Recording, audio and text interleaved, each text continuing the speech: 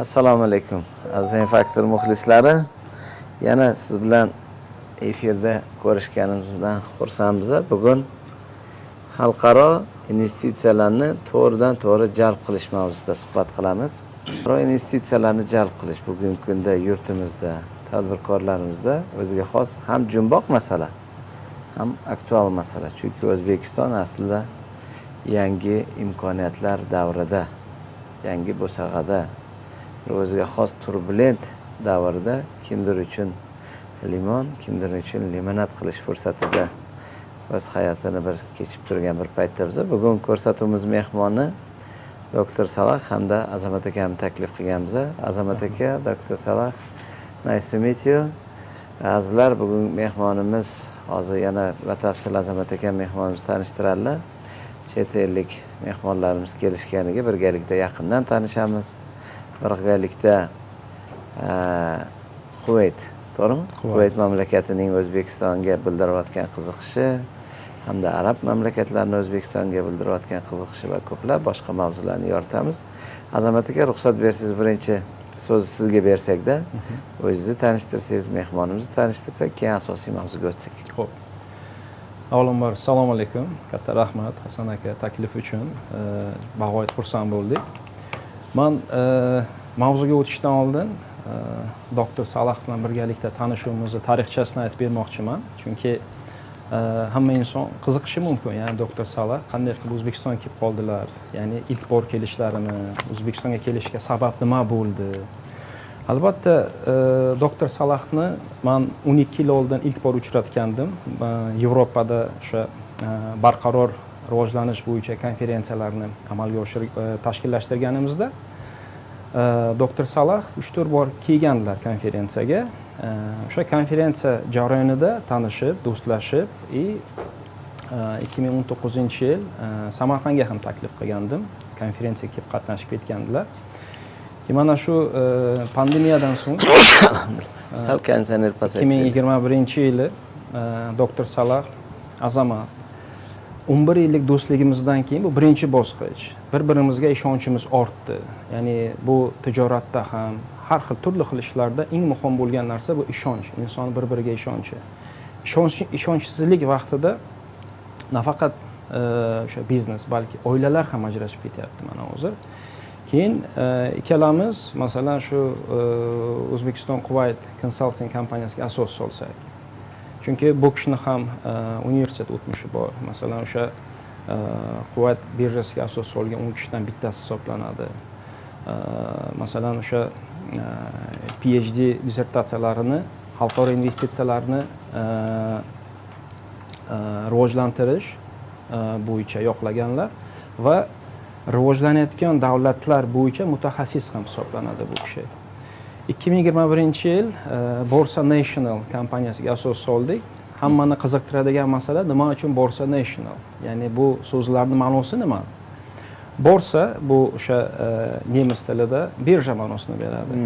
Biz kompaniyani ro'yxatda Samarqanddan o'tkazganligimiz uchun, Samarqand ma'lum 15-asrda o'sha madaniyatlar aro ko'prik rolini, vazifasini o'tab bergan. Birjani majoziy ma'nosi bu nafaqat mol-mulk almashuvi, balki fikr, g'oya, ta'lim almashuvi. National milliy. Ya'ni shuning uchun biz kompaniyaga Borsa National ismini berdik.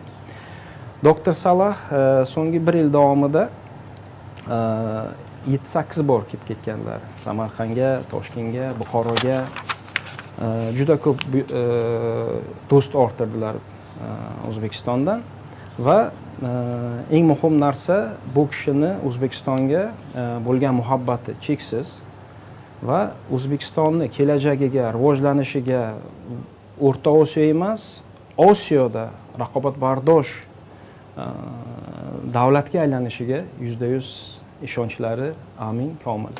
Shuning uchun biz Dr. Salah bilan o'sha Fors ko'rfazida joylashgan 6 ta arab davlatlari, bular Qatar, Kuvayt, Bahrayn, Oman, Saudiya Arabistoni va Arab amirliklariga O'zbekistonni tanishtirish. Ularni qanaqadir to'siqlarsiz O'zbekistonga kirib kelishi, O'zbekiston haqida ma'lumot olishlari va O'zbekistonga to'g'ridan to'g'ri investitsiyani kiritishlari uchun biz business consulting, ya'ni o'sha ularga kerakli, istalgan va eng muhimi sifatli ma'lumotni yetkazib berish. Chunki bilasiz, 21-asrda tadbirkorlikni eng muhim og'onasi, komponenti hisoblangan bu ishonch masalasi. Har bir tadbirkor bir o'lkaga, bir davlatga kirib kelishdan oldin albatta risklarni hisobga olish kerak. Bu juda ham muhim biznesda. Shuning uchun biz bizni o'sha madaniyatimiz, dinimiz, urf-odatlarimiz bir-biriga o'xshab ketgan o'sha davlatlarni O'zbekistonga investitsiyasini kiritib, turli xil, masalan, bu neft gaz bo'lishi mumkin, bu ta'lim bo'lishi mumkin, bu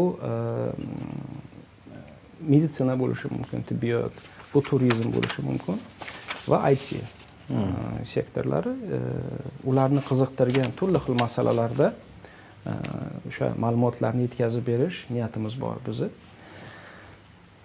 Juda zo'r. Dr. Saloh, assalomu alaykum, nice to meet you again. Azizlar, bugun biz ham ingliz tilida, ham o'zbek tilida suhbat olib boramiz. Biz-ku Dr. Saloh bizni tushunadi, lekin ba'zi bir muxlislarimiz tushunmaganini inobatga olgan holda bular bilan bo'lgan suhbatimizni biz Azamat akamdan iltimos qilamiz. Bular bizga gapirib bergan ma'lumotlarni siz azizlar uchun yana bir takrorlash bo'lsa-da, o'zbek tiliga bizga "Ali qizim senga aytaman, kelinim eshitsin" seriyasida suhbatda davom ettiramiz. Nice to meet you to Uzbekistan. Mr. Azamat explained us that you are interested in Uzbekistan. You have been in our country several times, recently 10 times. That's why we would like to learn your expectation from Uzbekistan or from our region. What was the interesting point that you are interested in our region? Assalamu alaikum. Thank you for having me in this session, and especially for this very famous platform, Mr. Hassan. Thank you. Emerging market. Emerging market is about growth. And the advantage of Uzbekistan is not only the growth. There is a very common factor between the Gulf people and Uzbekistan. The religion, history, cultures, and also GCC country, the Gulf country is also an emerging market. Rivojlanayotgan davlatlarning eng muhim afzalligi bu o'sish. Har bir tadbirkor bunga e'tibor beradi. Lekin O'zbekistonni yana bir bor afzalligi shundaki, Fors ko'rfazida joylashgan arab davlatlari bilan O'zbekistonni birlashtiradigan juda ko'p unsurlar bor. Bu madaniyat, tarix va din. Yes. And as Uzbekistan advantage, what I'm seeing it's the most advantage I really recognize and really admire is the leadership. The leadership of His Excellency Mr. President Shavkat Mirziyoyev and his vision since year 2016 until now make and help the country to go for the capital market or open market economy. And all the Uzbek people now are, experiencing this growth. O'zbekistonning yana bir yutug'i bu uni rahbariyati.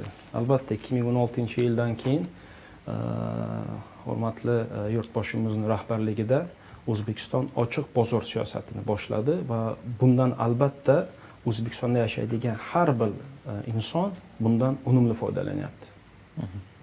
This leadership helped the economy to use its advantages. There is many advantages in Uzbekistan. First is people. People are the most important things in any economy. Actually, this is the life. Actual people who are doing the life. And people here are now experiencing the education is now developing, the general education, universities, the professionals, and this is the route for having a very good growth. Albatta har bir davlatni boyligi bor. Men ilk aytadigan boyligim O'zbekistonning xalqi. Chunki O'zbekistonning xalqi bu o'sha iqtisodiyotni o'sishda eng katta omil hisoblanadi. Va o'sishni muhim pog'onasi ham insonlar bilan boshlanadi. Men shunga ishonaman. The youth is almost Uzbekistan population is 35 million.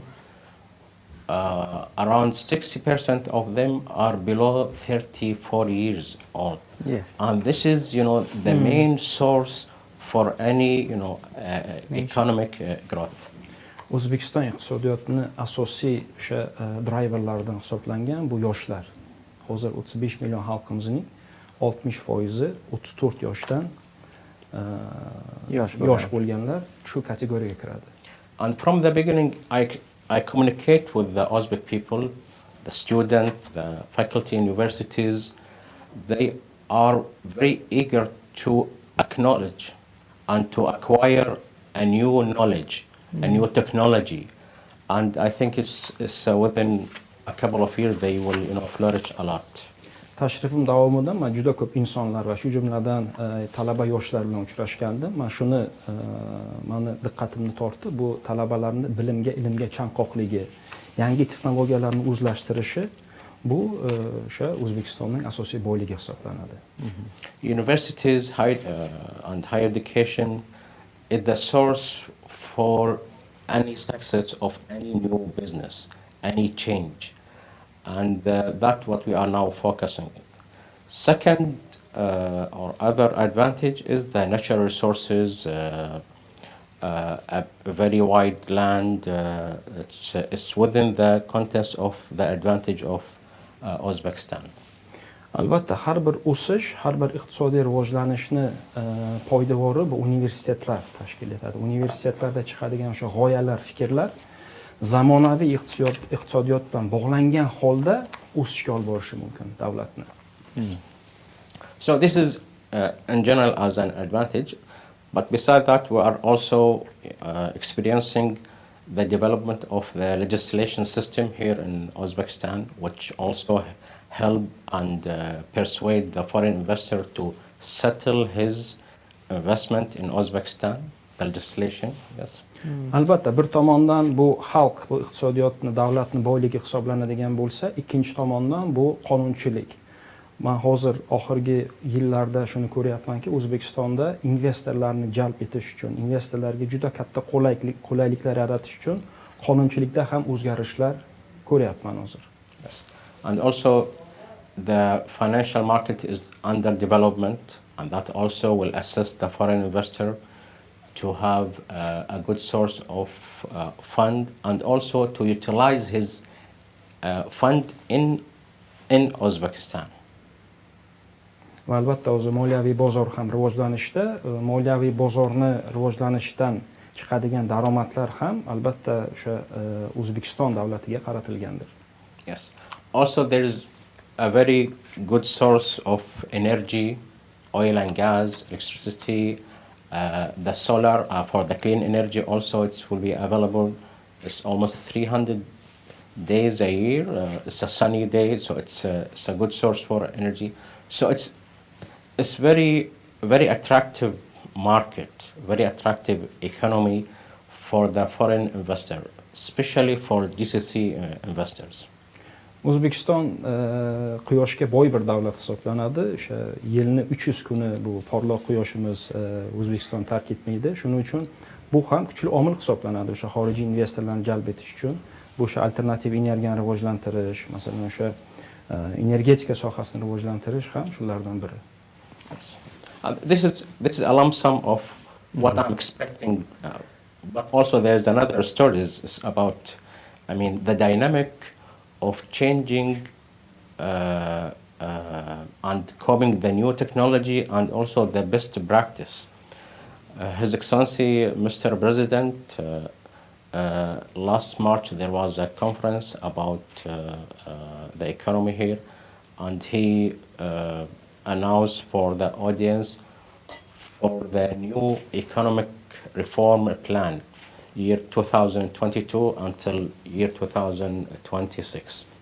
And His Excellency focusing on Mahalla people and also supporting the foreign investor. That give us a very comfortable relation with the opportunity here in Uzbekistan. 2022 yil mart oyida O'zbekistonda bo'lib o'tgan investitsion forumga qatnashgandim. Mani juda ham xursand qilgan narsa bu prezidentimiz Shavkat Mirziyoyevning suhbatlari bo'lib o'tdi. Bunda prezidentimiz urg'uni mahallaga va insonga qaratgandilar va albatta prezidentimizning 2022-2026 4 yillik davrdagi O'zbekistonni barqaror o'sish rejalari ham bu investorlarga o'zi istagan o'sha ishonchni berdi. Yes, we are expecting, according to IMF and World Bank, that the growth in Uzbekistan will be in year 2022 is above 5%, and this is very attractive figure for the foreign investors. Usually, in developed economy, it's not more than 2%. So this will be a good start for it. Va Xalqaro moliyaviy fondni hozir O'zbekiston 2022-yilda barqaror o'sishini 5% ga hisoblab aytgani ham bu yaxshi bir natija, chunki odatda umumiy qilib olganda dunyoda bu ko'rsatkich 4% ni tashkil etadi. Ajoyib.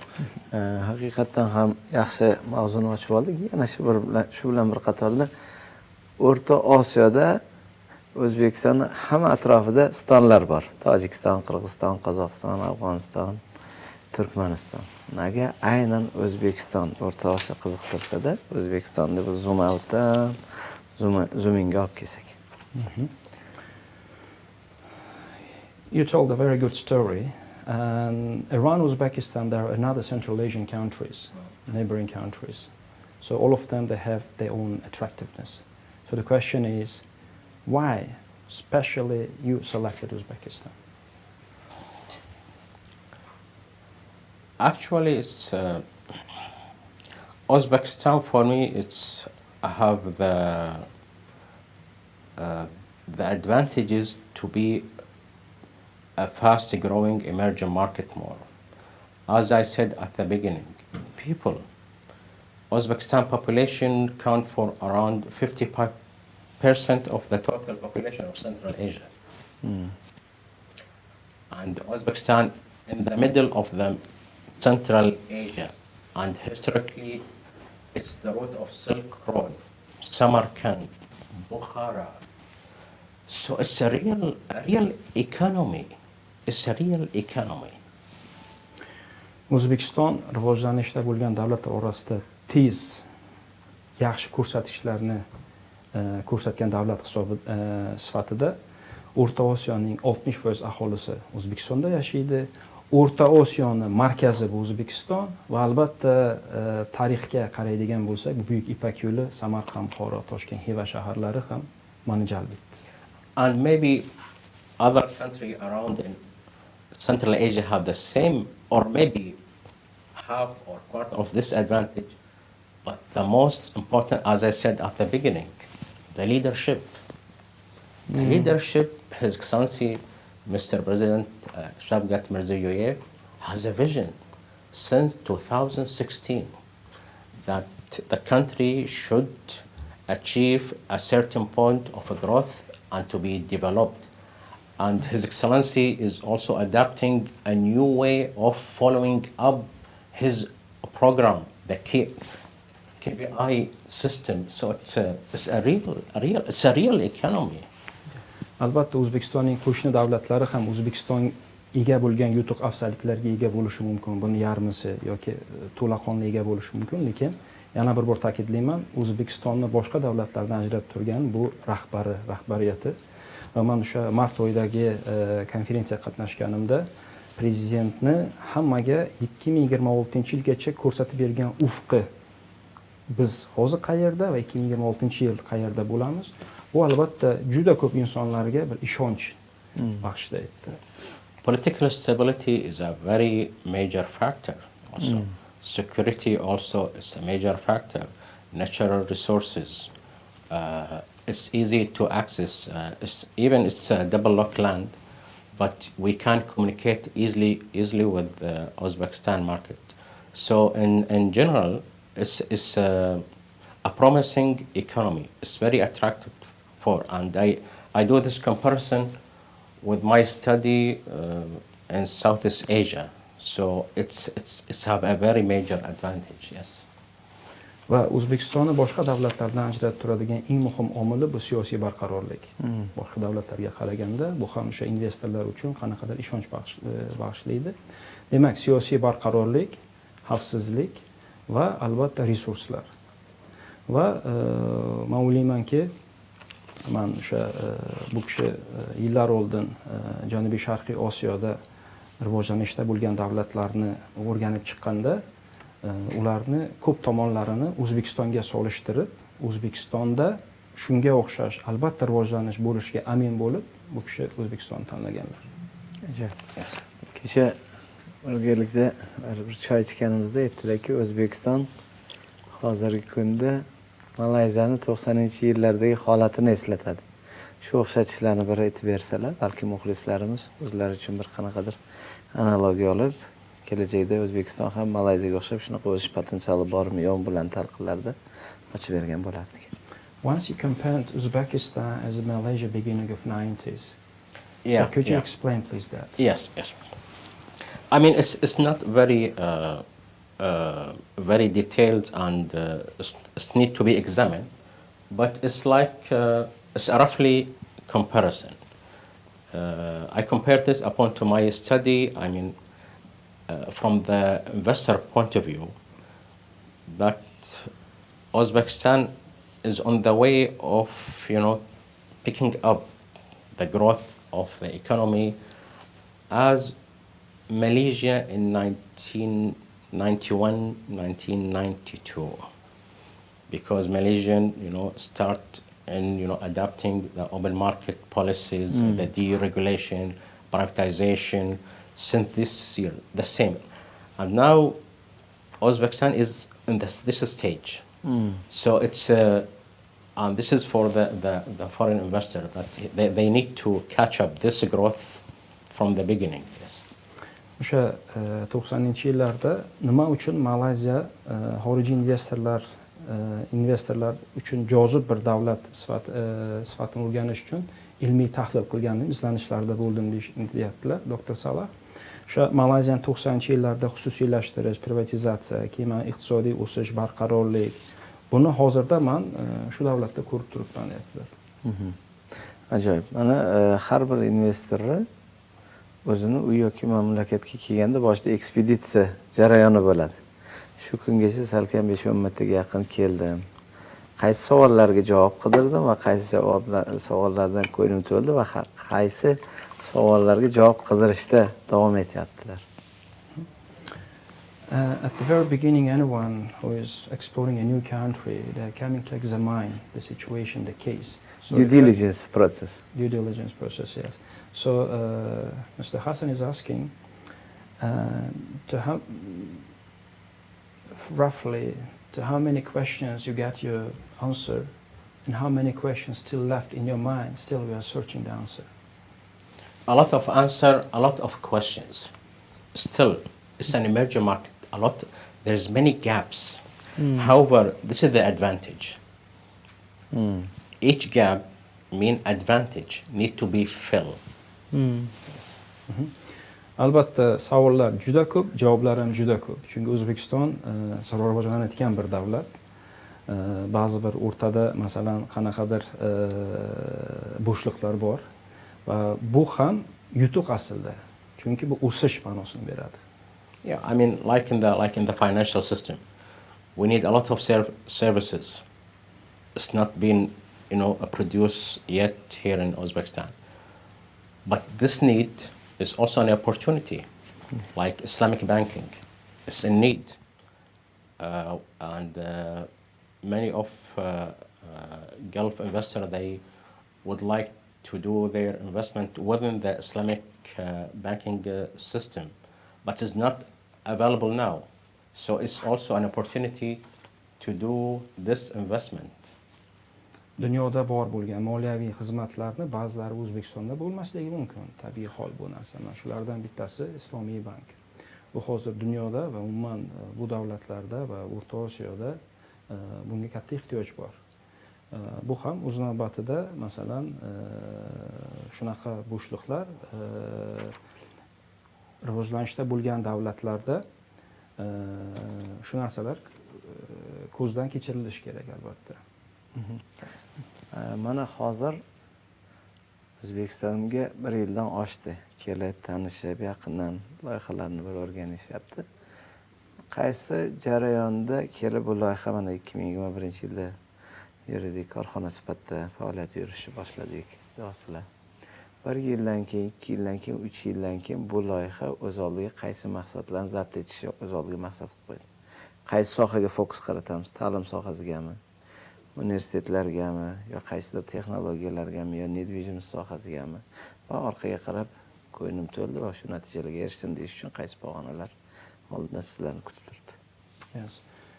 Since almost 1 year passed since you are here in Uzbekistan and register your company here in Uzbekistan. So can you foresee, can you predict up to 2023 or 2024, what will be your expectation? Which sector of the industry you are going to focus on, either education or real estate, energy, etc. And then you will say that, yes, it was my expectation and I reached my goal. Yes, I mean, this is a very broad question. It depends on the investor. This is our Borsa National task, is to understand the opportunity here in Uzbekistan and match it with the Gulf investors' expectation and also experience. Albatta, bu savolga javob keng qamrovli bo'lishi mumkin.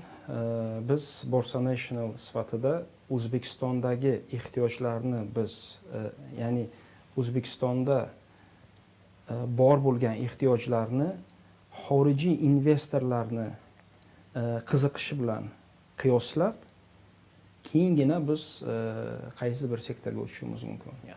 Bottom line is education service, healthcare service, energy related industry, and financial services.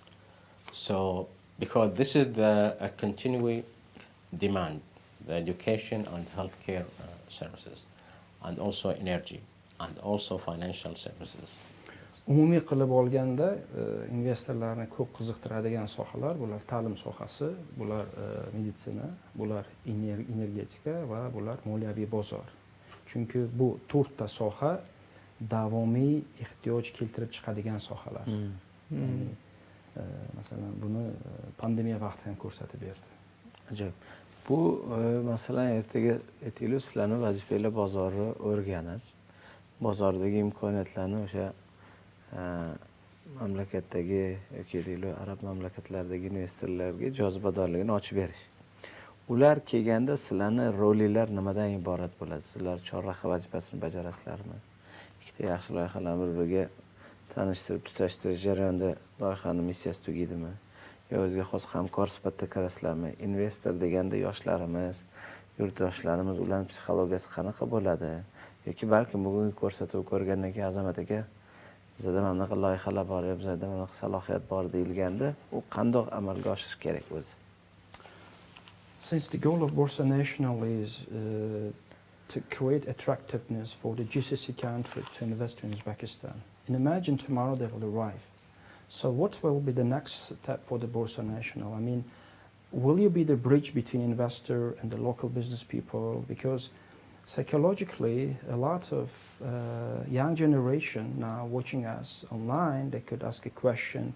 So how the Borsa National may assist and help between the GCC and the local business? Yes.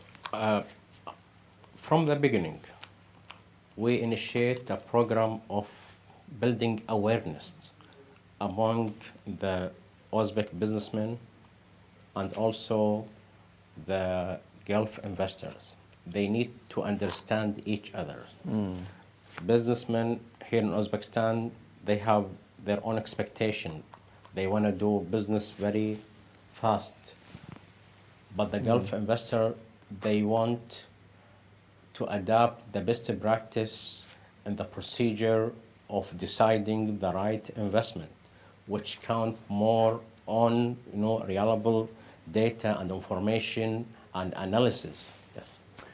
Avvalambor biz ikkala mintaqa orasida, ya'ni o'sha Fors ko'rfazdagi arab davlatlari va O'zbekiston o'rtasida, o'sha tadbirkorlar o'rtasida ma'lumot almashuvini yo'lga qo'ymoqchimiz. Bu eng muhim narsa, ya'ni sifatli ma'lumot. Bu bir. Ikki, albatta mahalliy tadbirkorlarni o'zini qanaqadir bir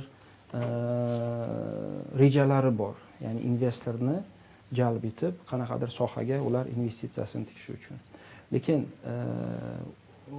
arab davlatlarida ular yillar davomida g'arbni ilg'or tajribasini qo'llangan holda ularni o'zini, masalan, o'sha ba'zan juda ko'p vaqtni oladigan o'zini protseduralari bor, masalan, jarayonlari bor. Ya'ni biznesni o'rganib chiqish, risklarni o'rganib chiqish va ba'zi bir o'zini savollariga javob topgan holdangina keyin O'zbekistonga kirib kelishi mumkin.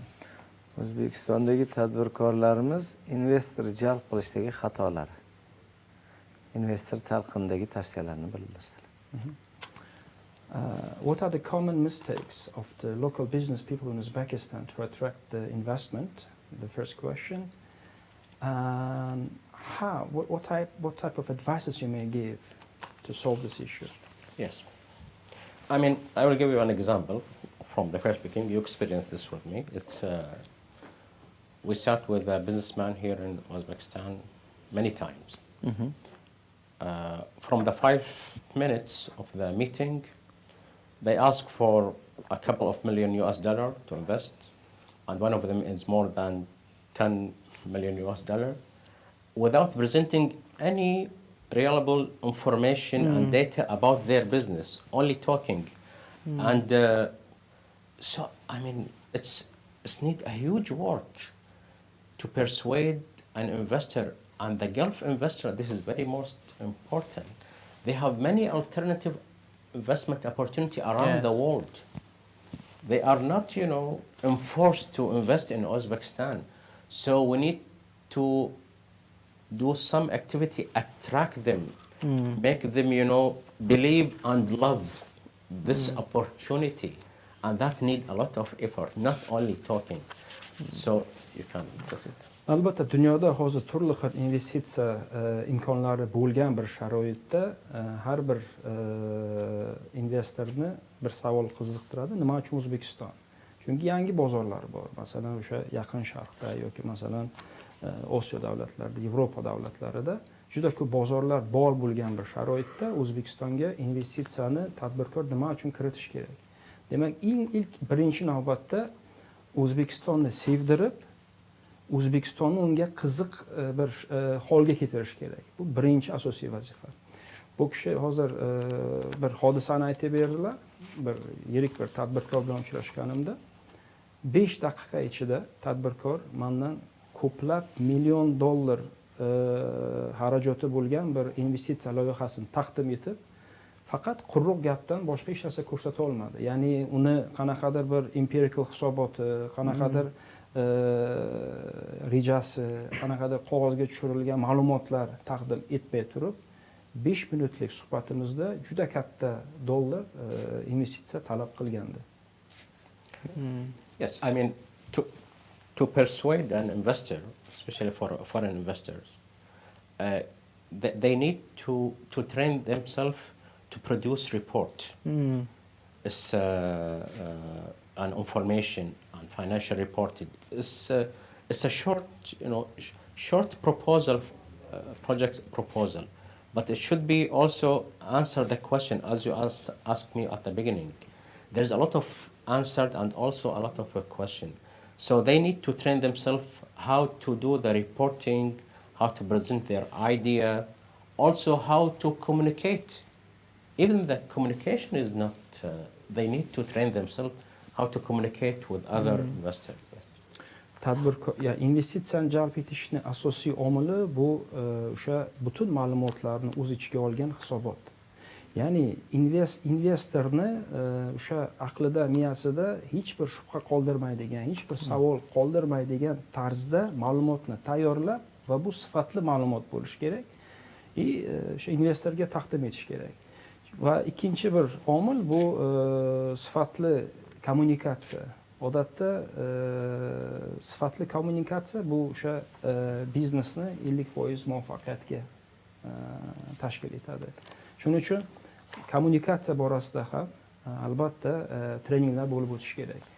Qanaqa bo'lish kerak sifatli kommunikatsiya bilan talqinlarda yoshlarimiz, tadbirkorlarimiz bugungi fikrlardan yanada batafsilroq xulosa olishsin. Can you clarify what you mean by saying quality of communication? So the people, young generation watching us, so they will learn what's this quality of communication. Yeah, quality of communication mean fast and quality information. As you mentioned, question and answer. It should be, we should consider the time and the quality of the dialogue, the information. And that is how I measure any Uzbek businessman approach us to, present his investment opportunity. And they need this. So this is the quality of communication make the life continuing. Yes. Albatta har bir investor tadbirkorning loyihasini ko'zdan kelib chiqqanda eng birinchi baho beradigan omil bu sifatli dialog. Ya'ni o'sha qisqa vaqt ichida imkon qadar tezroq butun ma'lumotlarni bera oladigan va o'ziga ishongan holda. Chunki sifatli kommunikatsiya bu hayotni davomiyligini ham ko'rsatib beradi. Ajoyib. Menda yana qo'shimcha savol bo'ladi, muxlislarimiz ham bo'lishi mumkin. Aynan живой кейс. Bugun qaysi loyiha sizlarga qiziq bo'lishi mumkin? Hali syujet qilsak. Menga idealniy portret. Masalan, deylik, bitta o'quv markazmi, universitetmi, zavodmi, fabrikami, supermarketmi, qurilish kompaniyasini misolda. Agar bugun bo'lsa, mana bunaqa idealni bo'lsa, bizga qiziq, biz ularga mana bunaqa ko'rishga yordam beramiz. Plyusloy mana bunaqa kechsa. If you squeeze all options for the investment sector and select the one, what's from your perspective that you are going to invest on and why? What are the advantages of this project? Among others, so healthcare or opening the learning center or university or the hospital. So can you select the one and say why? There's a lot of opportunities here in Uzbekistan. But first is people. Once we have the right partner, that investment will be a very attractive investment. So it's a matter of also again people. For me, you can translate this. Albatta, O'zbekistonning ko'p boyliklari ichida bu eng muhim narsa bu inson boyligi. Demak, insonga qilingan investitsiya bu eng muhim investitsiya hisoblanadi. Yes. Because that when I said Uzbek businessman, because when he approached us and he present his opportunity, also I examine, is he the right partner? Like yesterday, we met a businessman. He asked from the 5 minutes, he asked for $1 million for his project. And then he left us and he go to another table talking and he left us waiting for him. So during now this, dialogue, he did not respect his, future partner. So how can I trust him to manage my money here? Investor siz bilan bo'lib o'tadigan qisqa ammo tez ma'lumotlar almashuvida bitta qarorga keladi. Qarshimda to'g'ri hamkor o'tiribdimi, yo'qmi deb.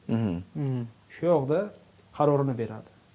Ya'ni unga keyingi navbatda berilgan ma'lumotlar ishga yaramaydi. Demak, birinchi sifatli kommunikatsiya. Bir hodisani aytib beryaptilar, mana kecha kunlarda bir tadbirkor bilan uchrashganlarida tadbirkor bir loyihasini taqdim etib, $1 million teng bo'ladigan loyiha qanaqadir bir vaqt ichida borib boshqa joyda boshqa masalan stol atrofida gaplashib turibdi. Bu kishi aytayaptilarki, ya'ni birinchi bosqichdan o'ta olmadi bu tadbirkor. Ya'ni sifatli kommunikatsiya va to'g'ri hamkor. Ya'ni bu juda ham muhim. Yes. I will give you an example of mine. I'm monitoring and following the development in Central Asia since 2002. And I never thought I will get in until I get the right partner. In 2012, we met in Sarajevo. Okay? And since then, we communicate with Dr. Azamat. And when His Excellency, Mr. President Shavkat Mirziyoyev implement his economic vision 2016, I follow up the progress. And I wait until Dr. Azamat came back from abroad to Uzbekistan, and then I initiate the idea of having a partnership in doing Borsa National.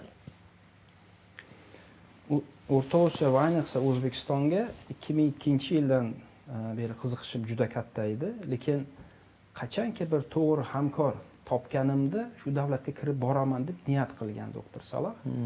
Keyin biz 2012 masalan o'sha Sarajevoda uchrashganimizda bu inson bo'ldi, yaqin kunlarda men albatta O'zbekistonga boraman degan rejani tuzganda 2016 bizda hurmatli prezidentimiz yangi o'sha islohotlarni boshlaganda bo'ldi, vaqti keldi, endi men O'zbekistonga boraman va ishimni boshlayman.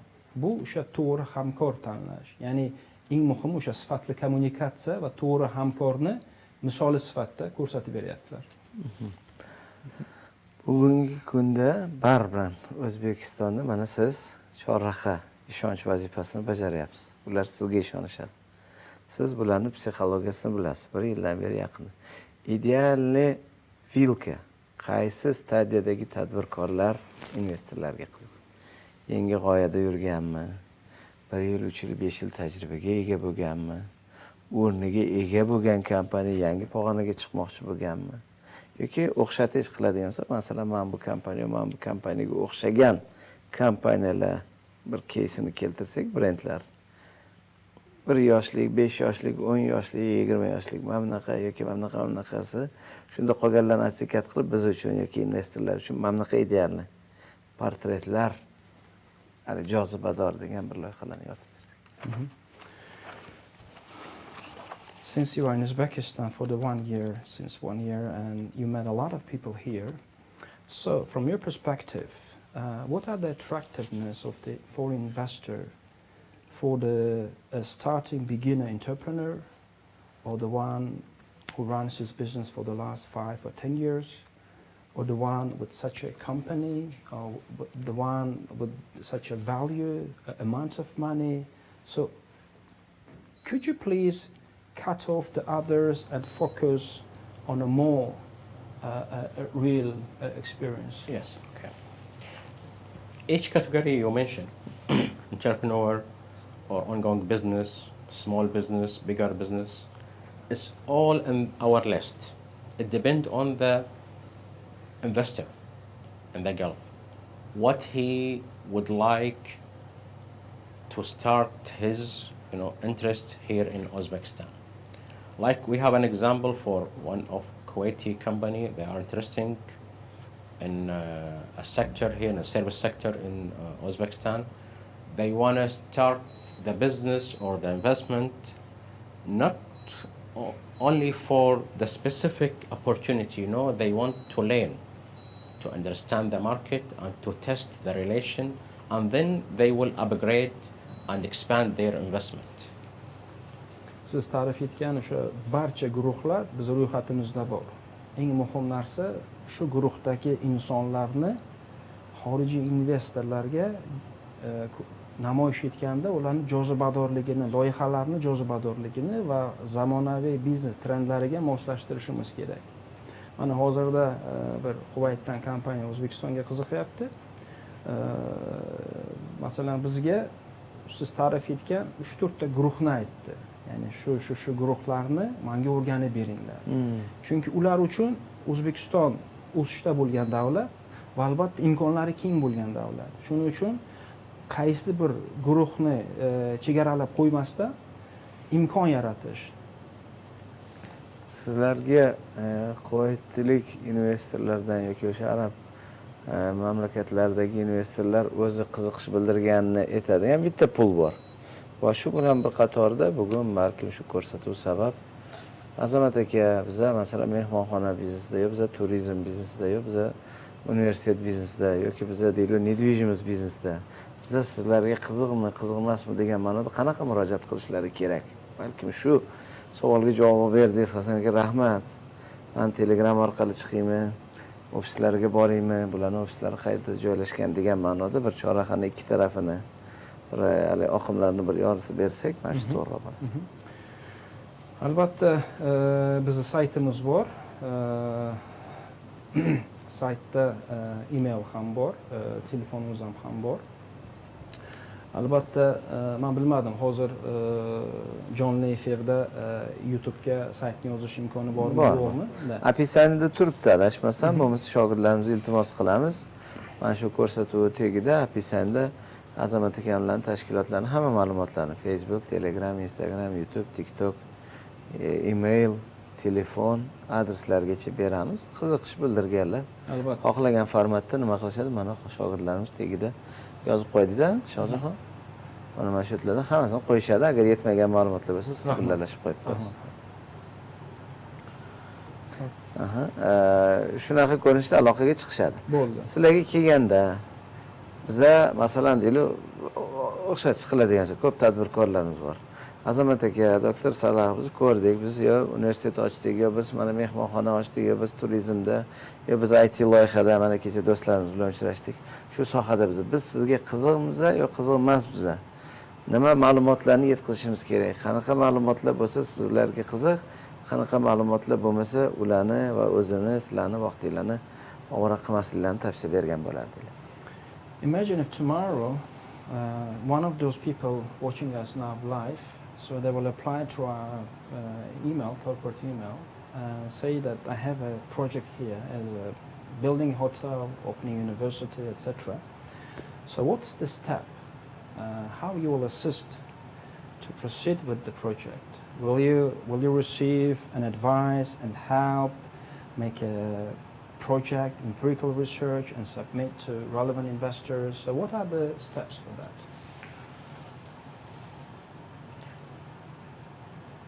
One of our tasks here in Uzbekistan is also to help businesses to develop the way how to communicate with the foreign investor. So whenever any businessman want to approach us, he is most welcome. We will sit with him, and also we will teach him and train him how to present his idea. If it's a new idea, he need to do like a feasibility study to examine, his idea. If it's ongoing business, he need to, deliver, the financial reported and also some, extract of his, plan for the past plan approach and the future. Agar tadbirkorlikni yangi boshlaydigan inson bo'ladigan bo'lsa, albatta biz imkon qadar qo'limizdan kelgancha o'sha uni rejasini shakllantirishda yordam beramiz. Ya'ni o'sha rejani investor istagan bir o'sha shaklda shakllantirishga yordam beramiz. Agar biznesini uzoq yillar davom etadigan inson bo'ladigan bo'lsa, albatta bu moliyaviy hisobotlar. Ya'ni bular juda ham muhim. O'sha investor so'nggi yillarda o'sha kompaniya bilan bog'liq bo'lgan butun moliyaviy hisobotlarni ko'rishni istaydi. unga ham masalan o'sha g'arbni ilg'or tajribasidan kelib chiqqan holda kerakli yordamimizni beramiz. Ya'niki o'sha birinchi bosqichdan o'tishligi uchun, ya'ni o'sha investor istagan shaklda hisobotni tayyorlash uchun. Kim sizlarga qiziq va kim sizlarga qiziq emas? Qaysi sektor vakillari yoki qanaqa loyihalar vilkasi bor? $1 million yetmaganlar bizga qiziq emas. Bizning o'zimiz segmentimiz bor. Yo bor yo'q endi hali $100 ming loyihaga yoki oboroti katta yoki kichkina tajriba boshqa hali qiziq emas loyihalarni atsekat qilsak-da, men o'zim maksimum topdim. Azamat aka, men ko'rdim. Siz aytayotgan men kriteriyalarga to'g'ri kelar ekanman. Yoki men bu savolni ko'rdim, hali yoshlik qilar ekanman Azamat akamlarga murojaat qilishga, balkim vaqtlari qimmat. Balkim ularni bu sohaga qiziqishlari yo'q yoki bunaqa vilkada qiziqishlari yo'q degan savolni ko'rsatamiz. Is there any interest group that you prefer to work with, the people who has a very good financial credibility or who would like to receive up to $1 million project, or a young generation, or the one who would like to invest to university, etc. So through this program, we can disqualify those who are not within the group. Or do you have such an interest group of preference? And the group who is not interesting for you also? Yes, not in your pool. Upon to my experience in emerging market, I should and must accept all kind of approach. I need first to communicate with a person, then I will decide. Because sometimes some major ideas come from a very neglected, person, but he has a very good idea, but he cannot deliver this idea to the right investor. And that Silicon Valley, depend on the US. They are picking this idea. So we are receiving all kind of contact, and they are most welcome. The main concern is about the timing. So it's about the time. How can we manage this? Yes. 30 yillik rivojlanishda bo'lgan davlatlardan olgan tajribamga asoslangan holda shuni aytamanki, hamma bilan eng muhimi har turli inson bilan suhbatga tayyorman. Bu juda ham muhim. Ba'zan aytishadi-ku, qandaydir bir yo rejasi yo o'zi qandaydir bir ko'rinishsiz inson bo'lib qolishi mumkin, lekin aslida o'sha insonlardan yaxshi g'oyalar chiqadi ba'zan. Shuning uchun har bir kuchli investor eng muhim muvaffaqiyatni siri har bir insonni bir tinglab ko'rish kerak. Amerikani hozirgi holga keltirgan mana shu holat. Ya'ni o'sha Silikon dolina deydigan joylarda imенно siz kutmagan insonlardan bir g'ayritabiiy g'oyalar chiqadi. Yes. There's kind of classification for a small business entrepreneur, for medium business, for bigger business. Yeah, there's a classification, but we are receiving all, because you never in a major market, you never know where is the main opportunity for the foreign investors. Siz bergan ta'rif haqiqatan juda to'g'ri. O'sha yangi tadbirkor, boshlagan tadbirkor, 10 yillik tadbirkor, katta biznesga ega tadbirkor, lekin unutmaylik biz o'sishda bo'lgan davlatdamiz. Bu yoqda qanaqadir qaror berish xatoga ham olib berishi mumkin. Shuning uchun albatta birinchi suhbat qurib, tinglab, fikrni olish kerak. Ajoyib. Azamat aka, Dr. Salah, in every 45 minutes our team says this signal, it means advertising. It's time for advertisement. Azizlar, qisqacha reklama tanaffusdan keyin albatta sizlarni savollarni mehmonlarimizga eshittirishga harakat qilamiz va sizlarni savollarga mehmonlarimiz javob berishlarini iltimos qilib qolamiz. Biz bilan birga qolinglar. Aslida har 50 ta like jarayonida bittadan kitob hadya qilardik. Hozir Javohirga bu imkoniyatni beraman. Keyin reklama tanaffusiga o'tamiz. Keyin yana bitta kitob hadyasini 100 ta like efir jarayonida bo'lganda yana kitob hadya qilamiz. Javohir. Rahmat ustoz. O'zi an'anaga muvofiq bizning live chatdagi ko'zimiz tushgan birinchi insonga kitob taqdim qilamiz. Aynan hozir Muxtorjon Miraliyev akamizga ushbu Xudo xohlasa bu kitob siz uchun emas, aynan bo'lajak liderlar uchun deb nomlangan ustozimizni kitoblarini Muxtorjon akamizga tavsiya qilamiz. Mfactor 55 akkauntiga Telegramdan orqali yozib, bemalol bog'lanib kitobni olib ketishingiz mumkin bo'ladi. Siz bilan suhbatimizni reklamadan keyin davom ettiramiz. Iqtisodiyotda va iqtisodiyot kitoblarida tadbirkorlik umuman yo'q. Iqtisodiyot bir qonunlar bo'yicha ishlaydi. Tadbirkor esa qonunlarni buzadi va buzib, mana shu exception, ya'ni bir aniqlikda aniqlik kiritib, shu qadriyat ustida pul qiladi. Tadbirkor bir qadriyat keltirib pul qiladi. Tadbirkorlar uchun operatsion modeldan strategik tomonga o'tish va biznesda operatsionkadan chiqqandan keyin strategik tomonda uni kattalashtirish, ko'paytirish masalasi va asosiy uchinchi bu biznesda ko'rsatkichlar, KPI'larda to'g'ri qo'yish va ular nima uchun kerak, qaysi tomonda bular zarar bo'ladi, qaysi tomonda bular foydali bo'ladi. Asosiy mavzu bu tadbirkorlik nazariyasi bo'ladi, konsepsiyasi. Tadbirkor kim, qaysi ilmiy tomondan, qayerdan tadbirkor paydo bo'ladi, qanday qilib u qadriyat keltiradi va o'zini ulushini oladi shu yerdan. Tomoshabinlar, biz yana efirga qaytdik. Suhbatga va savollarga to'xtalishdan avval yana bir eslatma tariqasida aytib o'tamiz. Har 50 ta like bo'lganda ustozimizni ushbu kitobini birinchi live chatdagi ko'zimiz tushgan insonga taqdim qilamiz va bundan tashqari Xudo xolasa 3-iyul kuni Lazzaka Adhamovning biznes nazariyasi deb nomlangan intensiv tadbirlari bo'lib o'tadi. Xudo xolasa hammalarni tavsiya qilib qolamiz, taklif qilib qolamiz. O'zlarini $30,000 skolkovada olgan bilimlarini 4 soat, 5 soatga bir moslangan variantida siz tadbirkorlarimizga yetkazishga harakat qiladi. Xudo xolasa hammangizni tavsiya qilib qolamiz. Shohjahon shogirdimizdan iltimos qilamiz, savollarni bu yoqqa chiqarasiz, grupniroq qilib birgalikda biz o'qiymiz. Mana Javohir mehmonlarimizga savollarni o'qib berishadi. Azamat aka mehmonimizga uni tarjima qilib beradilar va xudo xolasa birgalashib savollarga javoblarni beramiz va sizlarda yana qanaqadir savollar bo'lsa, albatta savol ikkita nuqta deb savollarni yozishingizni iltimos qilamiz. Javohir savollar. Xo'p. Nodir Rajab, we have many questions from our viewers right now in live chat, and I will give questions in some part in English, in Uzbek also.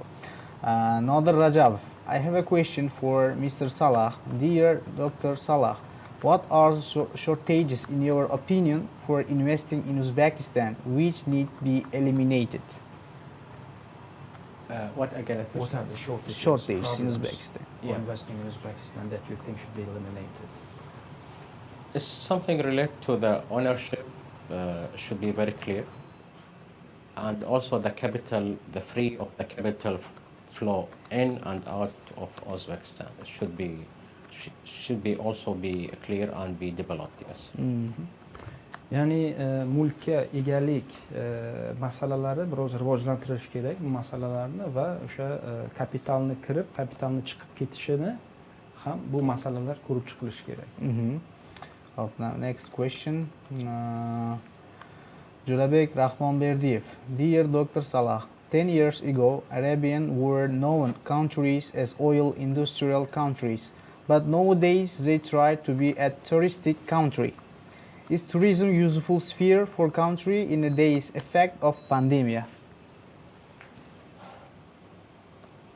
Tourism is a main component for any economy, but you should utilize and understand what is your advantage in tourism, and you can promote the country. Yes, it's a good source for economy and also growth and also creating jobs. So it's it's a good sector. Yes. Albatta turizm iqtisodiyotning asosiy drayverlaridan hisoblanadi. Bu ham davlatni boshqa tashqi dunyoga tanishtirishda va yangi ish o'rinlari yaratishda turizm albatta kerak. But however, tourism means service. Service means communication. So this is very important, and Uzbekistan need to invest more on developing the service quality of service. Yes. Very good. Next question.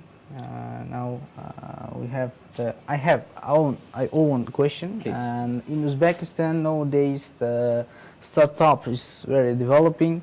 Many youngs are trying to do some startups, for example, IT startups. And as a foreign investor, what do you recommend? What kind of business spheres is more lucrative and beneficial for youngs, especially for Uzbek youngs? As you said, Jawhar, if they are interested in technology, they need to understand what their advantages. Because when you say technology is like accounting service for every business, like law, service for any business, HR, HR. Yeah, it's now within the infrastructure of any business technology. So it depends on the entrepreneur what he's looking for to serve the education services or the healthcare services or the logistic, or it's only the social media and also advertising. It depends how he will allocate his capabilities. Thank you. Bu texnologiya albatta har bir rivojlanishni, har bir hayotiy rivojlanishni qalbi hisoblanadi. Ya'ni texnologiyani qaysi jabhada ishlatishiga qaramay, u albatta kerakli narsa. Ya'ni doktor Salah shuni aytmoqchilarki, ya'ni ham bu kelajak texnologiya va albatta maslahat beradilar u startaplarni boshlashga. Siz savol? Menda savollar ko'p. Bu yerda bormi savollar? Bo'lsa ularga savolga bering, men endi oldin muxlislarning savoliga imkon Xo'p beraylik. bo'ladi. The next question is from Jo'rabek Rahmonberdiyev. Now young generation of Uzbekistan are interested learning Arabian language. I think it's linked our religion, but Arabian language is also useful for business and education. Please tell about this. Yes. This is one of my concerns. We are from the Gulf. We are here in Uzbekistan. We share the same religion, Islam. We read Quran, but now we are communicating in English. So we need to understand our advantages. And yes, I encourage to learn Arabic because this is the future, and it will ease the communication with the young people, investor, and tourism, and also education, the healthcare. The language is very important. Yes. Albatta to'g'ri savol. Bu meni ham qiziqtiradigan savol, chunki bizni birlashtiradigan o'tmishimiz bor. Bu ham madaniyat, tarix va albatta din. Qarangki, mana biz hozir shuncha yutuqlarga, shuncha afzalliklarga va bir-birimizga o'xshashliklarga ega bo'la turib ingliz tilida o'zi gaplashyapmiz. Albatta arab tili bu kelajakni ifoda etadigan tillardan bittasi. Albatta o'sha ko'p tillilik siyosatini bir parcha sifatida yoshlarga tavsiya qilgan bo'lardim. Albatta arab tilini o'rganish, chunki bir tilda gaplashish insonni o'sha kommunikatsiyani, ma'lumotni tezda yetkazishga sabab bo'ladi.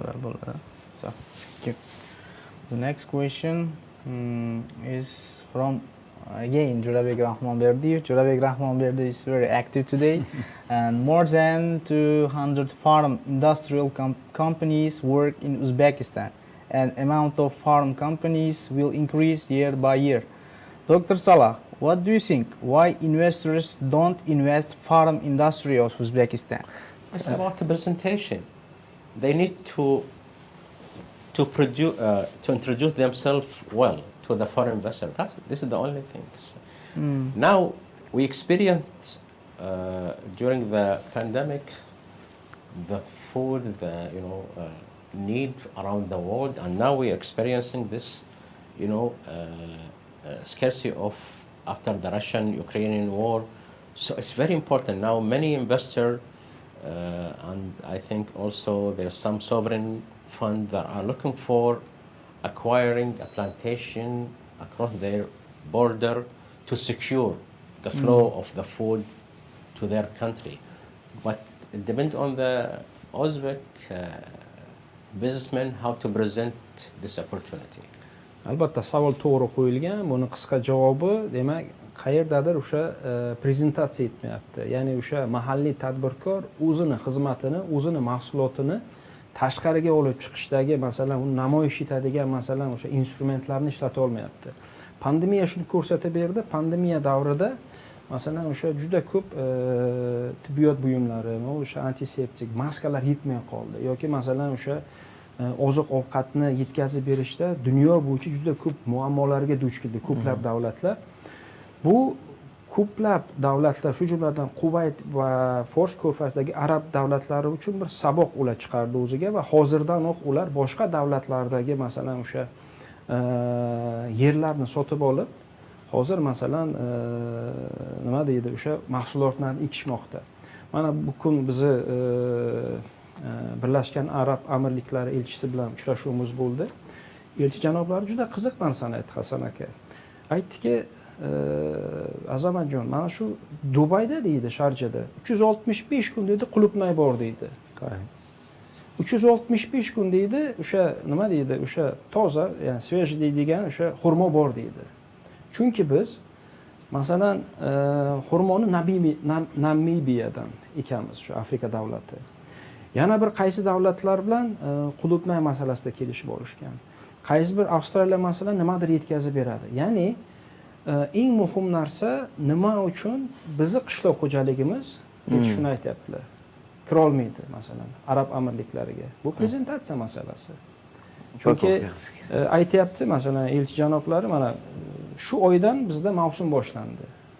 Dehqonchilik, masalan o'sha hosilni to'plash, boshqa narsa bu qisqa vaqtga ketadi.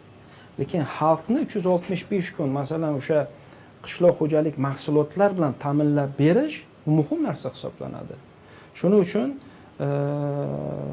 Arab Amirliklariga o'xshash juda ko'p davlatlar ham bor Hasan aka. Demak, bizni tadbirkorlar mahsulotini 365 kun yetkazib beradigan omillar bor hozir dunyoda. Chunki pandemiya shuni ko'rsatdi.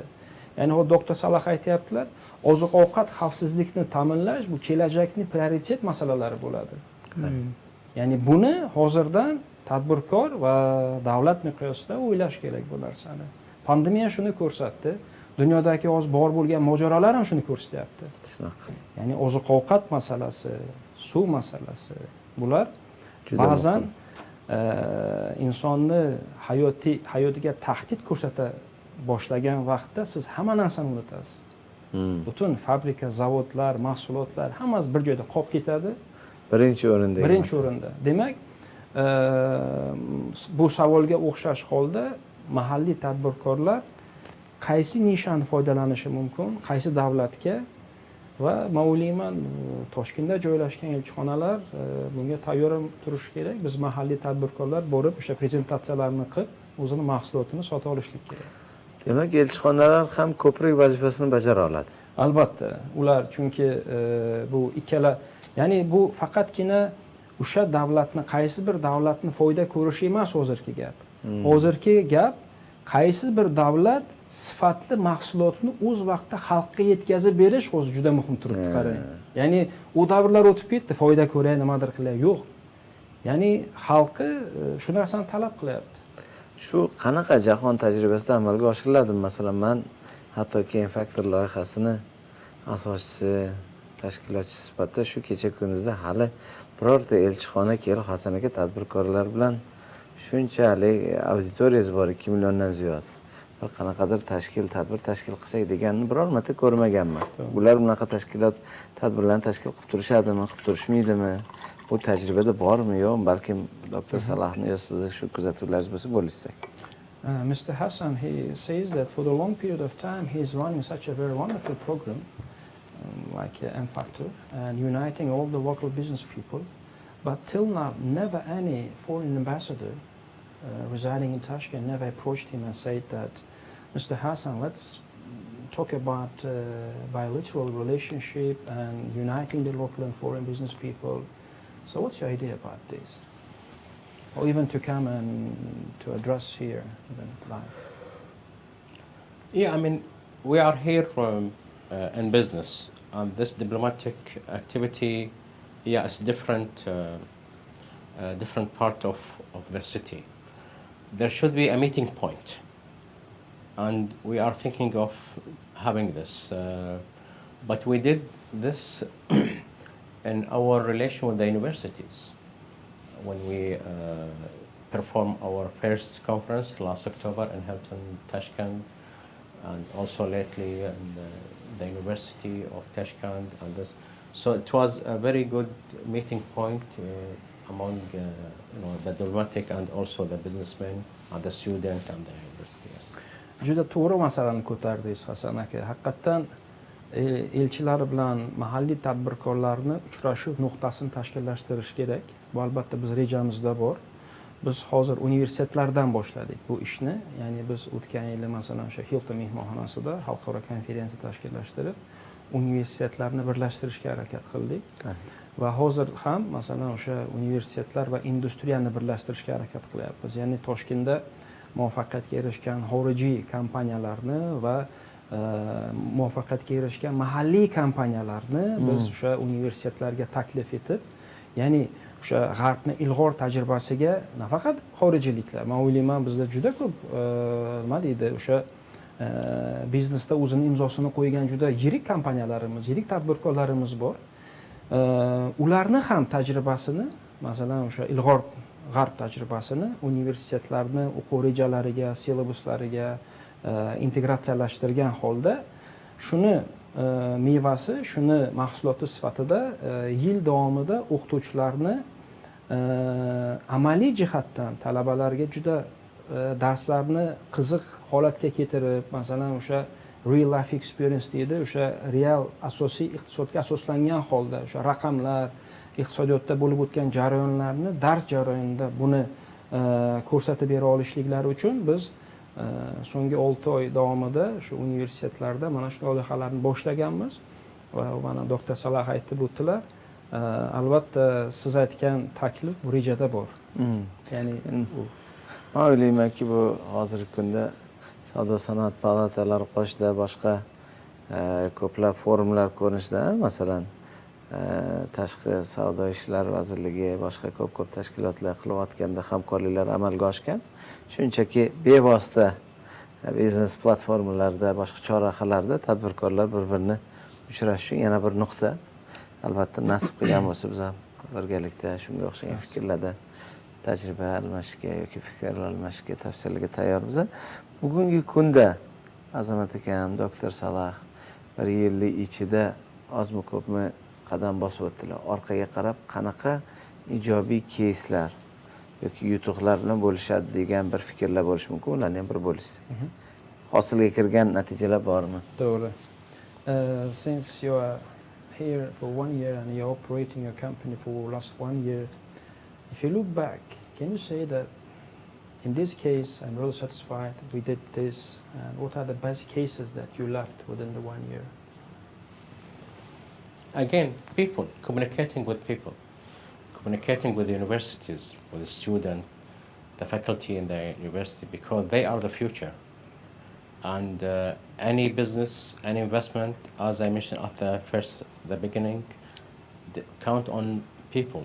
So when I communicate with the student and the university, we are also helping and assisting them to develop their skill to communicate with the foreign investor from the early beginning. So this is, I think, it's the most important and the most favorable for me experience, and we will continue with the universities because they are the source for the idea and people. Qilingan butun ishlarni agar men sarf hisobini qiladigan bo'lsam, albatta bu inson. Ya'ni biz bugungacha turli xil universitetlar, o'qituvchilar, professorlar, talabalar bilan muloqot qurdik. Va bu muloqot jarayonida ularni qanday qilib O'zbekistonni jozibador holga keltirib, investorlarga taqdim etish uslublari haqida juda ko'p gapirdik. Va bizning sarmoyamiz inson kapitaliga. Chunki ertaga millionlab dollarga ega loyihalarni investor davlatimizga kiritganda u investitsiyani ro'yobga chiqaradigan kadrlar masalasi. Ya'ni qaysi davlatdan qaysi investor so'nggi 10 yilda qanaqa loyihalarga amalga oshirgan, buni o'rganib chiqish, investorni masalan davlatlarni madaniyatlari, investorni gapiradigan masalan tushunchalari, ya'ni buni ma'lum bir think tank guruhlar ma'lum bir investorlarni yillar davomida o'rganib chiqishadi. Ba'zan bizda umuman qishloq xo'jaligiga investitsiya qilinmaydigan insonga o'sha loyihalar taqdim etiladi. Ya'ni bu ham vaqtni yo'qotadi, isrof. Ham tadbir investorni masalan mahalliy tadbirkorlar haqida fikrni o'zgartirib tashlaydi. Va albatta investorni qaytib kelmasligiga sabab bo'lishi mumkin. Demak, masalan mana bu kun o'sha yurtimizda har hafta turli xil masalan katta delegatsiyalarni kelishi, masalan Germaniya, Fransiya, arab davlatlari, Turkiyadan ba'zan qaraysiz bir samolyot tadbirkor keladi. Savol tug'iladi. Bu bir samolyot tadbirkor bilan kim gaplashadi? Ya'ni masalan har biri bir 20-50 tajribasi bilan keladi. Shunaqa. Katta yirik loyihalari bilan keladi. Ya'ni o'sha 100 kishi, 150 kishi, 50 kishi har biri aktiv tinglandimi masalan? Ya'ni ular loyihalari eshitildi, mana B2B'lar bor, boshqalari bor. Ya'ni demak bu sifatli kommunikatsiya. Biz asosiy kuchimiz bu albatta yoshlar bo'lishi kerak. Chunki kecha aytdingiz 1+1 11. Ajoyib. Birinchi kontaktdan birinchi kontraktgacha odatda qancha vaqt o'tadi sizni tavsiyangiz, tajribangizda? Bugun tadbirkorlar sizga uchradi yoki yoshlar uchradi. Vaqt nuqtai nazaridan va proseslar nuqtai nazaridan nechta kontakt kerak, qaysi savollarga javob topish kerak va 1 yildan keyin yoki 2 yildan keyin, 3 yildan keyin orqaga qarab esidan birinchi kontrakt Infactor'da o'tdi, 3 oydan keyin 1 yildan keyin biz birinchi kontraktimiz amalga oshirildi va bu kontraktning loyihani summasi $100 ming dollarmi, $1 million dollarmi biz mamnun ko'rinishda investitsiya bilan kirdik. Shuni psixologiyasini, kartinasini idealizovat qilib bir yoritib bersak. Rahmat. From your perspective, from your opinion, how long it may take from the first contact up to first contract? Depends on the quality of communication. I mean, let me make it simple. Agar qisqa javob beradigan bo'lsam, bu o'sha boshda aytib o'tganimdek sifatli muloqotga bog'liq. Ya'ni sifatli muloqot bu nafaqat masalan so'zlarni almashuvi, quruq so'zlarni, bu ma'lumotni, moliyaviy hisobotlarni, ya'ni o'sha planni strategiyasi, unumdorligi, barqarorligi. Chunki ba'zan aytib bo'lmaydi, masalan mana kelajak kasblari bor. Ya'ni ba'zan universitetlar 3-4 yildan keyin yo'qolib ketadigan kasblarga hozirdan qabulni bu ko'plab raqamlarda olishmoqda talabalarni. Talaba ertaga bitirgandan keyin 3 yildan 4 yildan keyin ishsiz qolib ketadi. Ya'ni Oxford universitetining statistikasiga ko'ra 2030 ga borib 50% kasb yo'qolib ketar ekan. Biznesda ham shunday. Masalan, ba'zan hozir trendda bo'lgan qanaqadir faoliyat bo'lishi mumkin, nimadir ochish masalan. Lekin ertaga 1-2 yildan keyin yo'qolib ketadi. Shuning uchun investitsiya davomiyligi bilan qiziq. Chunki men juda katta investorlar bilan o'tirib gaplashganimda Hasan aka shu narsani ko'rdim. Xorijiy yirik investorlar investitsiyani lazzatlanish uchun qilar ekan.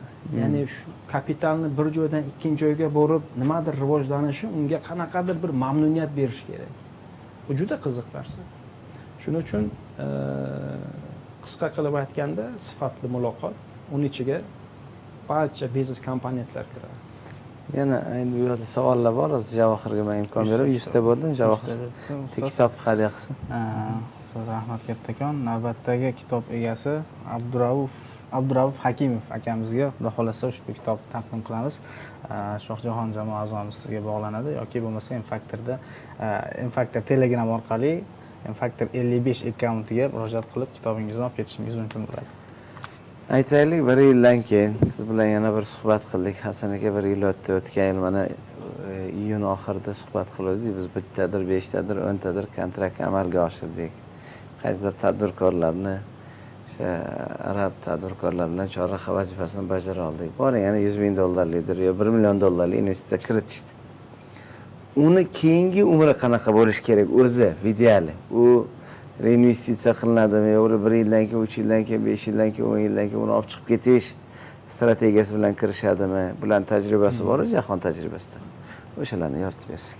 Imagine after this very lovely program, and tomorrow, after 1 year, we'll sign a contract, or the foreign investor will sign a contract with the local business person.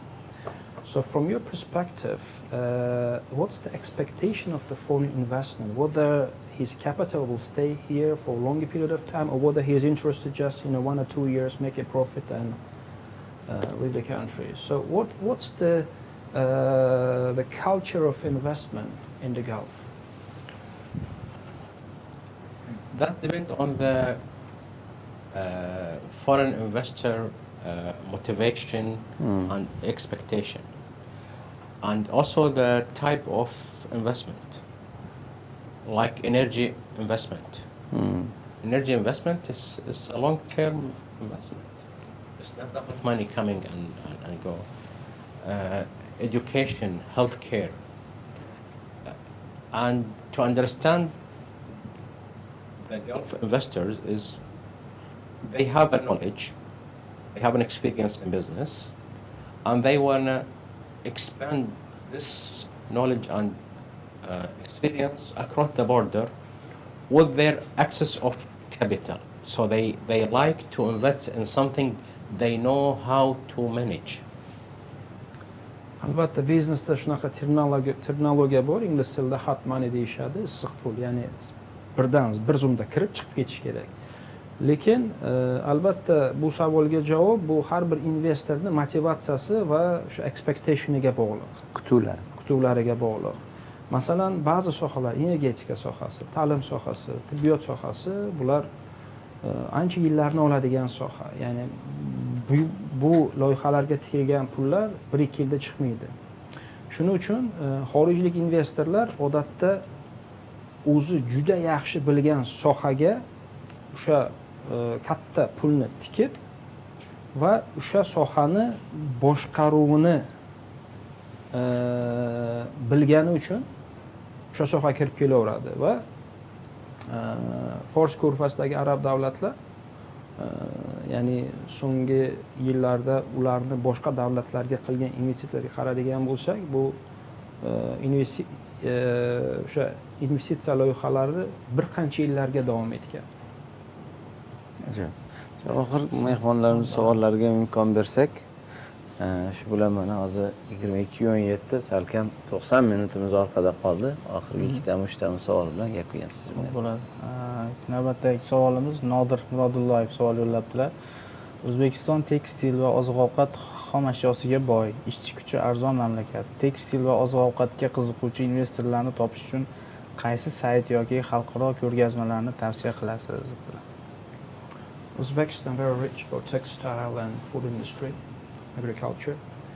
So to attract investment for these two fields, what type of websites or exhibitions or whatever instrument you would recommend for the textile and food industry? To approach the foreign investor? Yeah, or? to attract investment to those two fields. No, this potential, they need to expose themselves to the international investor. So they should have like at least a very informative website that can, declare their position, qualifications, production, their strategy in the future. They should do something at least before they approach, because sometimes the foreign investor want to have a one-way communication, not an interacting. Yes. So it's they need to transfer, and this is also for the small business. We will mention they need to transfer all their activity to numbers, and also Word, and this website reporting everything. Hozir biz 21-asr raqamli dunyoda yashaymiz. Ijtimoiy tarmoqlar juda ham rivojlangan birinchi qadam, bu savolga javob o'laroq, birinchi qadam bu kuchli butun ma'lumotni o'z ichiga olgan raqamlari bilan, ya'ni jarayonlardan ko'proq raqamlarni o'z ichiga olgan rasmlarga boy veb-sayt yaratish. Chunki mana hozir poisk tizimlari juda rivojlangan. Ba'zan anaqa email orqali yo masalan boshqa ijtimoiy tarmoqlar orqali savol-javobdan ko'ra ko'proq investor saytga kirib butun ma'lumotni olib, o'zida bir qanaqadir bir fikr yaratishni istaydi. Xo'p, Abdurauf Hakimov savol. Mr. Saloh, aytingchi, hozir tadbirkorga investitsiya jalb qilish qiyinroqmi yoki investorga ishonchli hamkor topishmi? Sizning tushunchangizda ishonchli hamkor qanday sifatlarga ega bo'lishi kerak debdilar.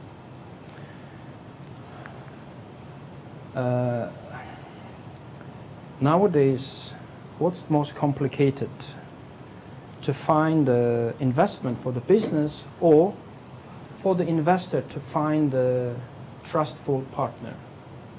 And how to find a trustful partner? Yeah, this is the job of Borsa National. Bu biz ishimiz. Ishonchli hamkor topish.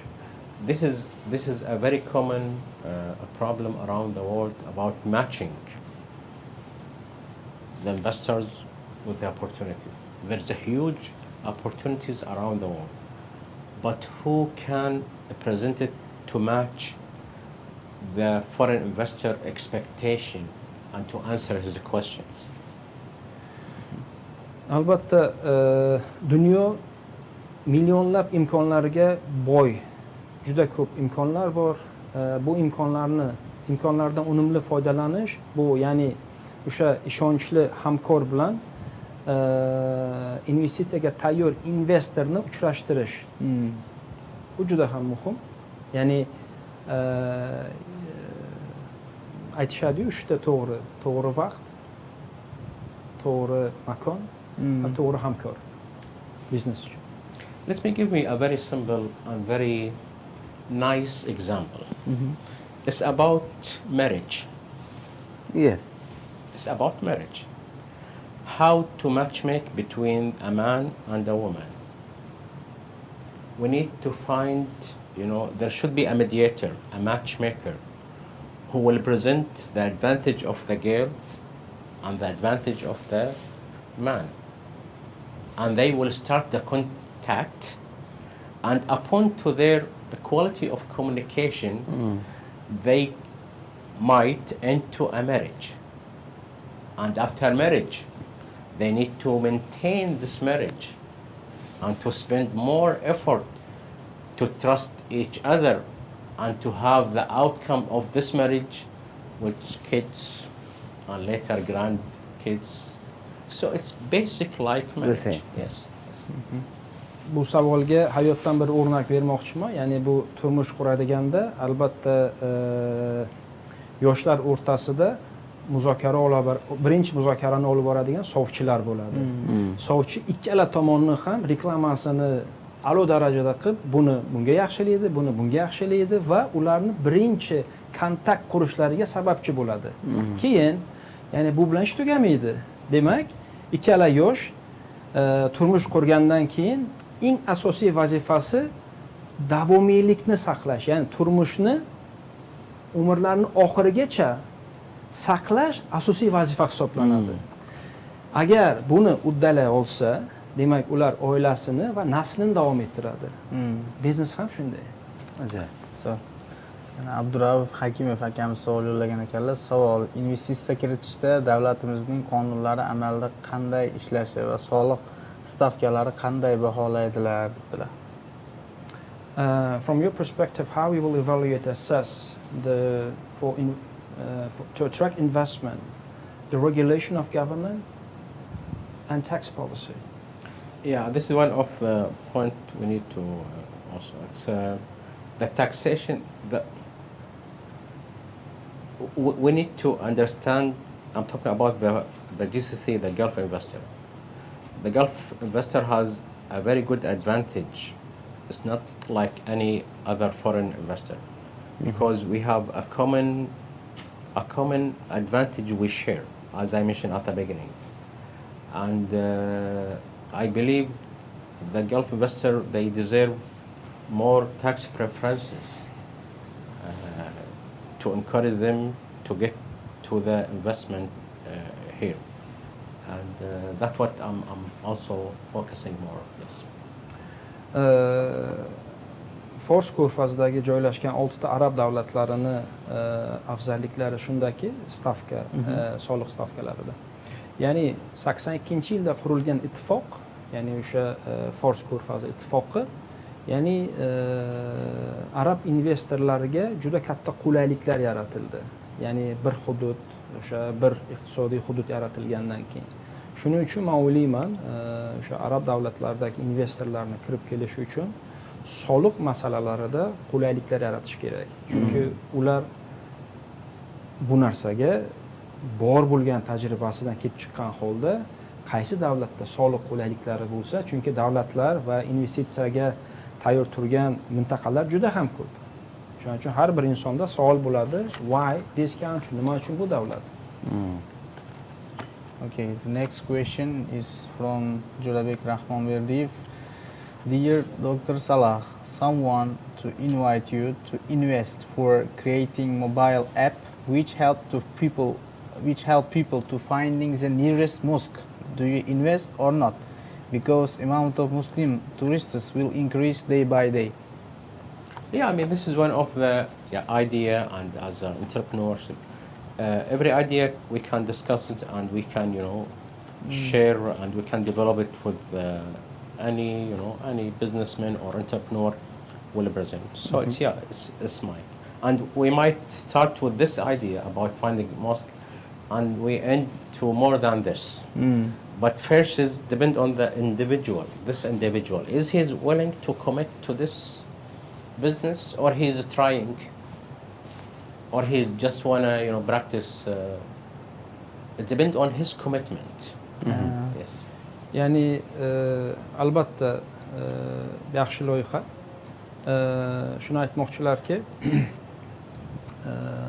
biz ba'zan o'sha kelishilgan loyiha bilan boshlab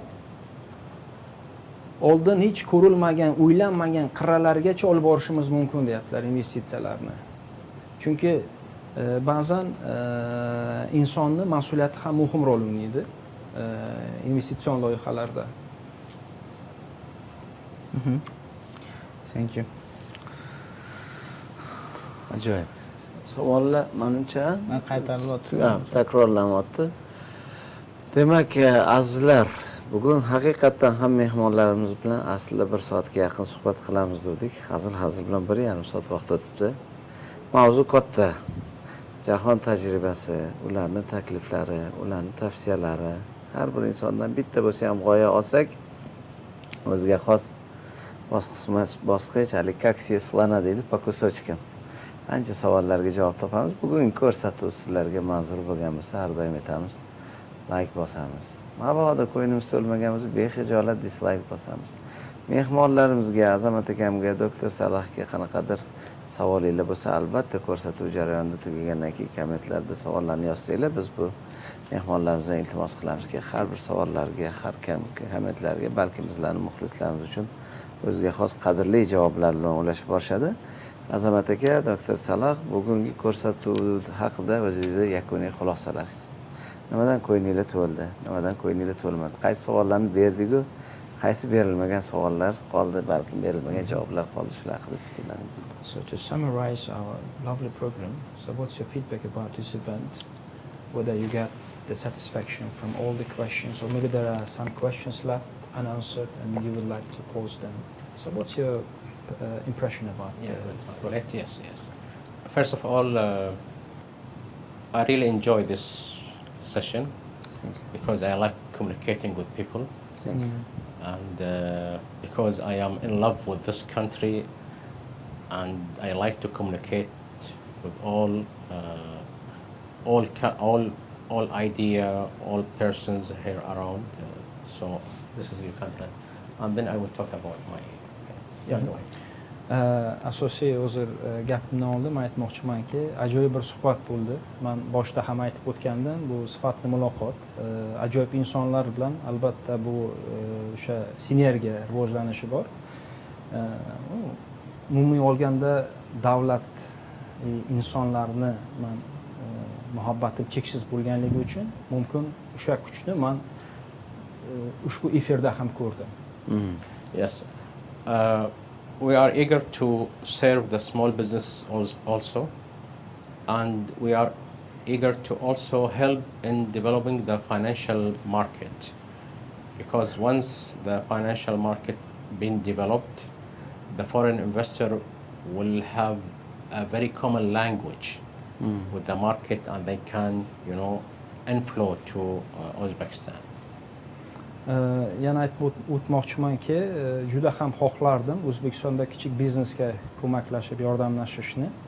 Chunki moliya bozorining rivojlanishi bu investorlarni kirib kelishiga sababchi bo'ladi. Ya'ni moliya bozorining rivojlanishi bu investor bilan ayni bir xil tilda gaplashish sabab bo'ladi. Thank you very much. Thank you.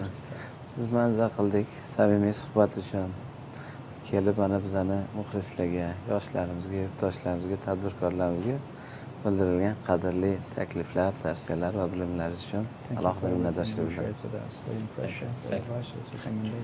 It's my pleasure. Azizlar, yana shu kabi qaysi mavzularda suhbat qilishimizni tavsiya qilasizlar, albatta izohlarda yozib qoldiringlar. Qaysi spikerlarimizni va qaysi mavzularni ko'proq yoritishimizni taklif qilasiz, tavsiya qilasiz va shu ko'rinishdagi har qanday feedbacklaringlarni izohlarda yozib qoldirishingizni iltimos qilamiz. Ozmi ko'pmi bitta bo'lsa ham ko'nglingizga to'ladigan qaysidir savolga javob bera olgan bo'lsak, demak bizning bugungi 1 soat 2 soat vaqtimiz zoya ketmadi. O'zingizlarni ehtiyot qilinglar. Alloh kasb-korlarimizga, xonadonlarimizga, tan-jonlarimizga, rizq-ro'zimizga, hammamizga baraka bersin. Qalbinglardagi barcha xayrli ezgu niyatlar ziyodasi bilan amalga oshsin. Keyingi ko'rsatuvlarda ko'rishguncha xayr azizlar, salomat bo'ling. Thank you very much. Thank you very much. Rahmat. Thank you. Assalomu alaykum. Bilasizmi, lyuks brendlardan Rolex, Omega va shunga o'xshagan boshqa soatlar yoki kundalik iste'molimizdagi Nike, Adidas, Puma va shunga o'xshagan boshqa brendlar, oziq-ovqatdagi yo bo'lmasa sport mashinalari, ular nimaga ko'proq e'tibor beradi? Iste'molchini xaridgacha bo'lgan emotsiyalargami yoki xariddan keyingi emotsiyalarga? Katta ehtimol bilan iste'molchini xariddan oldingisi degan bo'lishingiz mumkin. Bu ham to'g'ri, lekin asosiysi xariddan keyingi emotsiyalarda bo'ladi. Chunki xariddan keyingi emotsiya xarid to'g'ri bo'ldimi, noto'g'ri bo'ldimi degan xayollardan odamni soqit qilish kerak va uni qayta xaridi uchun chorlash kerak. Va eng asosiysi sizni ambassadorga aylantirish uchun, kimgadir tavsiya qilishingiz uchun iste'molda boshida xariddan keyingi emotsiyalar wow bo'lishi kerak. Katta brendlar, muvaffaqiyatli brendlar aynan shu kichkina detallar ustiga quriladi.